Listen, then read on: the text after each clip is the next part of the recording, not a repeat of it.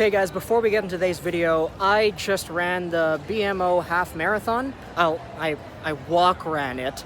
I don't know what I'm talking about in today's video, but today is Sunday and I did do this event, so the video might be out a little bit later, so that explains the late upload date.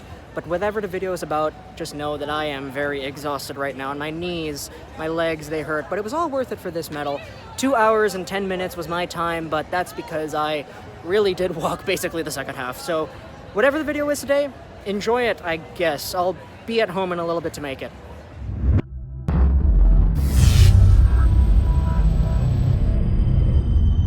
Yeah, and by a little bit, I meant 3 hours. It's 12:32 right now at the time of this recording, so let's go through with today's video. This is a Why I Want on basically the second last early first rounder that I could actually make a video for Why I Want about. There's one more that I have talked about on the channel before, but haven't made a Why I Want for. I might hit you guys with that topic after this one, but this is a Why I Want on Bobby Brink.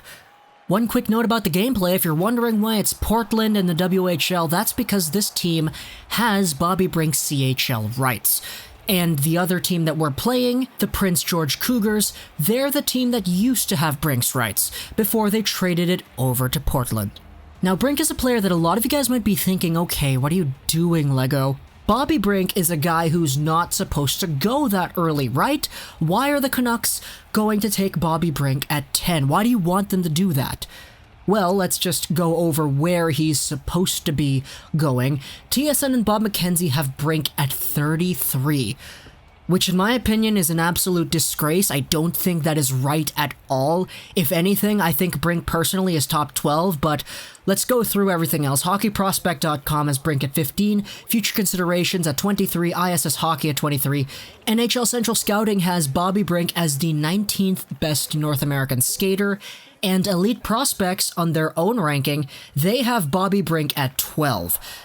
Bobby Brink is a guy who, if the Vancouver Canucks took at 10, I would be fine with. But I also want Bobby Brink because it could imply a few other things. First off, it means either A, the Canucks took Bobby Brink with their 10th, which is okay, I'd be okay with that. B, Bobby Brink skips down to the second round like TSN and Bob McKenzie have predicted, and the Canucks snag him with the 40th pick. I would be very, very happy with that. Or C, the Vancouver Canucks made a trade to acquire a mid-first round pick and selected Brink with that. Those are the three scenarios in which the Vancouver Canucks draft Brink.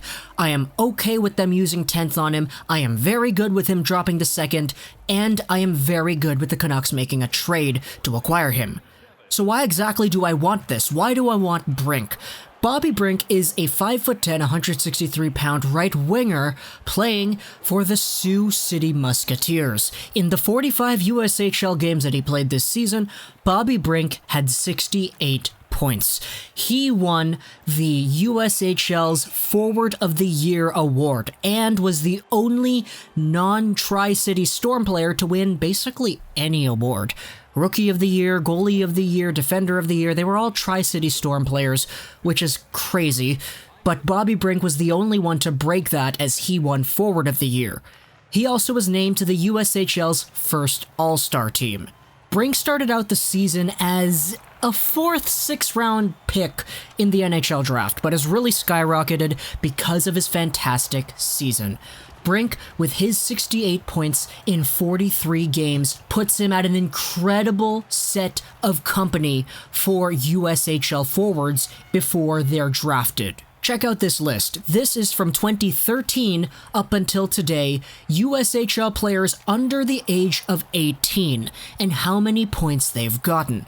Bobby Brink had the same amount of points as Brock Besser in Besser's draft year, with 14 less games.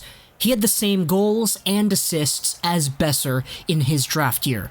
Besser is one of the elites in the NHL today, so seeing that brings a warm feeling into my soul. Let's go over into points per game, and you can see that the points per game for USHL players is dominated by USNTDP players because they do play some of their games against USHL competition. Going back to 2013-14 until now, Alex Turcotte has the highest points per game, surprise, surprise. Jack Hughes from last year, surprise, surprise. Austin Matthews in his draft -1, surprise, surprise. Hughes again. Eichel in his draft -1, surprise, surprise. But Bobby Brink is at 8th. He's the only player here, aside from AJ Greer, who doesn't really count, who has his number up here. Bobby Brink, in a league whose numbers are dominated by USNTDP players, playing for a team that is not the USNTDP, has his name above guys like Joel Farabee, Matthew Boldy, Trevor Zegras, Cole Caulfield, Matthew Tkachuk, all in their draft years. Okay, no, not Tkachuk. Tkachuk was in his draft -1, but you get the point. Even taking out the USNTDP, Kyle Connor is all the way down there at 74 points in 56 games for 1.32 points per game. Bobby Brink is at 1.58. Alex Tuch, 1.23 points per game. He was also part of the USNTDP. Andrei Svechnikov in his draft -1, a 1.21 points per game. Jack Drury, Clayton Keller, Nick Schmaltz, all these guys have been bested by Brink. And when it comes to players who are totally revolutionizing the USHL as a league for draft stock, Brink is probably the one who's carrying that. Now on to the way he plays. Bobby Brink is, in my opinion, he's an assassin. That's how I would put it.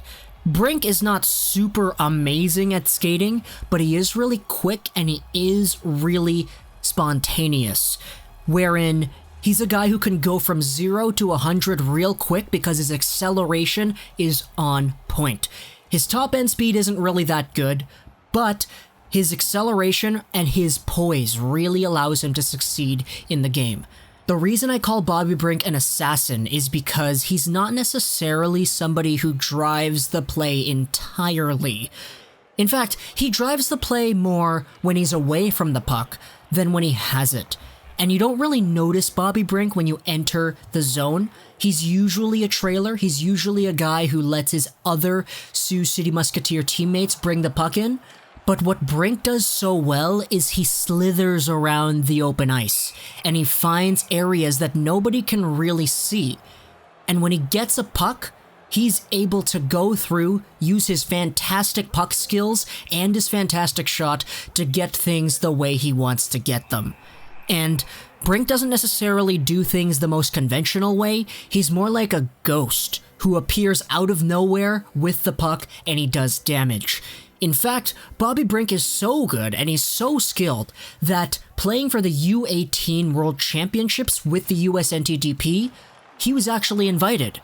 You'll notice on his Elite Prospect page, he has a USA U18 number over here, 5 games played, 6 total points. And compiled with that, he has those USNTDP numbers. But that's because at the U18s, you know Team USA at the U18s is pretty much just the USNTDP, right? They don't really get guys other than their own because they're usually the best in the country. But Bobby Brink was so good that he was actually invited to play with the team at the U18 tournament. He got himself over a point per game, which was great. He played alongside of Matthew Boldy and Alex Turcotte, and he didn't look out of place. That line was arguably the best line for USA throughout a ton of their games, which is crazy because they have Jack Hughes and Caulfield. But Bobby Brink totally stole the show, and he was a guy who was super effective, which to me is not a surprise because the guy is skilled. He's fantastic with the puck, and his mind away from the puck is even better. Which is why if the Vancouver Canucks got Brink in any fashion, I would love it.